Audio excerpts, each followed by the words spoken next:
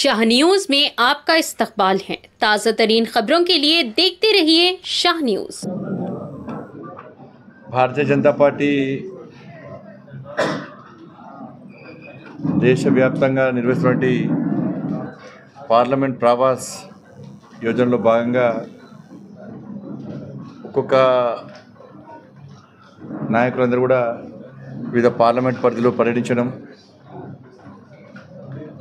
జాతీయ ఉపాధ్యక్షురాలు డికేఆర్ గారు కూడా 2 పార్లమెంట్లు, జితేందర్ రెడ్డి గారు 2 పార్లమెంట్లు, రామచంద్ర గారు 2 పార్లమెంట్లు, ఇట్లా నాయకులందరూ కూడా ఒక్కొక్క పార్లమెంట్ నియోజకవర్గంలో పర్యటించి ఆ పార్లమెంట్లో ఉన్నటువంటి పార్టీ సంస్థాగత విషయాల్లో కానీ, పార్టీని ఇంకా స్ట్రెంథెన్ చేయడం విషయంలో కానీ, కేంద్ర నాయకత్వము రాష్ట్ర నాయకత్వం ఇచ్చినటువంటి కార్యక్రమాలను క్షేత్రస్థాయిలో తీసుకెళ్ళి ప్రజలకు చేరువవడము, కార్యకర్తలను కలిసి ఆయా పార్లమెంట్ పరిధిలో భారతీయ జనతా పార్టీ గెలుపు కోసం ఒక ప్రణాళిక రూపొందించడమే లక్ష్యంగా ఈ పార్లమెంట్ ప్రవాస్ యోజన కార్యక్రమాన్ని కేంద్ర నాయకత్వం చెప్పడం జరిగింది. దానిలో భాగంగా రోజు ఉదయం కరీంనగర్, సాయంత్రము పాలమూరు జిల్లాకు రాష్ట్ర నాయకత్వం నన్ను కేటాయించింది. కాబట్టి ఈరోజు మా నాయకులతో మాట్లాడి అందరం కలిసిమెలిసి కూర్చొని మాట్లాడుకొని ఇలా పాలమూరు జిల్లా అంటేనే భారతీయ జనతా పార్టీకి అడ్డా.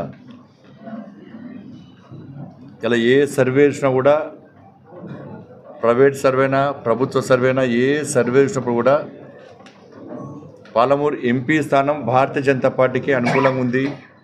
ఫలితాలు భారతీయ జనతా పార్టీకి అనుకూలంగా రాబోతున్నాయి. ఇక్కడ ప్రజలు నరేంద్ర మోడీ గారిని తిరిగి ప్రధానమంత్రి చేయాల్సిందే. నరేంద్ర మోడీ గారు లేనటువంటి భారతదేశాన్ని ఊహించుకోలేమని చెప్పి ఏ సర్వే చూసినప్పుడు కూడా ఆ సర్వే ఫలితాలను కూడా భారతీయ జనతా పార్టీకి అనుకూలంగా వస్తుంది. తెలంగాణ రాష్ట్రంలో ఎట్టి బస్సులో 10 నుంచి 10కి మించి స్థానాలు, పార్లమెంట్ స్థానాలు ఇలా భారతీయ జనతా పార్టీ గెలవబోతున్నది. ఇది మేము చెప్పడం కాదు, కాంగ్రెస్ చెప్తున్నారు, బీఆర్ఎస్ చెప్తున్నారు. బీజేపీ ఎక్కువ సీట్లు గెలవబోతున్నది. ప్రజలందరూ కూడా భారతీయ జనతా పార్టీకి అనుకూలంగా ఉన్నారు. నరేంద్ర మోడీ గారిని తిరిగి మూడోసారి ప్రధానమంత్రి చేయాల్సిందే. ఫిర్ ఏక్ బార్ మోడీ సర్కార్ అని చెప్పి ప్రజలు ఆ నినాదాన్ని ముందు తీసుకునే ప్రయత్నం చేస్తున్న విషయం స్పష్టం. అది అయినప్పుడు కూడా దానిలో దృష్టి ఉంచుకొని ఇలా భారతీయ జనతా పార్టీ కూడా ఇంకా కార్యకర్తలు చింతించాలని ఆలోచనతో పోతాను. ఈ పాలమూరు సంబంధించి ఇక్కడ సమస్యల మీద, ప్రజలుగా ఎదుర్కొంటే ఇబ్బందుల మీద